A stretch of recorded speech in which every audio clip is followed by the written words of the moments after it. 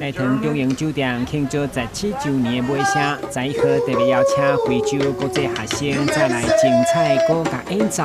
马古哥2020年将提出非洲创意料理，都是这群学生也将因亲手在一个农产物资送给饭店。 就此选择市容教育，饭店总经理表示，因将持续提供公益的平台，为环保助人加影响地球尽一份心力。因为小时候7岁就开始种田，对这个土地相当的爱惜。那今天我觉得是说，台大长荣酒店是一个我想应该尽到企业社会责任。那我们也希望透过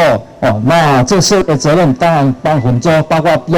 帮助弱势的团体，这个部分就不止一例，包括心灵讲座，希望透过讲座，心灵让这个社会更和谐。那我们也希望这一次，希望为什么就是说重回甘蔗田这个意义，让我们知道大家去回甘回想。 那我们必须怀念过去这些累积出来，也许土地孕育出来，我们的生命才这么的源远流长。为中单市副市长嘛亲自到场肯定饭店，就是社会企业责任，努力推动有机、友善加创意幸福生态用心。特别把这些精致的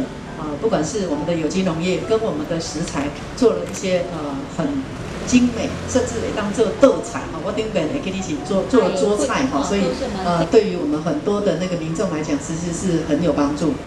这场幸福公益市集的最后一回，以重新回到甘蔗园地作为主题行动，会让看到一政府辅导青农加真侪特色店家拢到场摆档，产品多元丰富。 希望传来大家走出咱土地当中幸福回甘的单纯加美好。咱的新闻，阮子采访报道。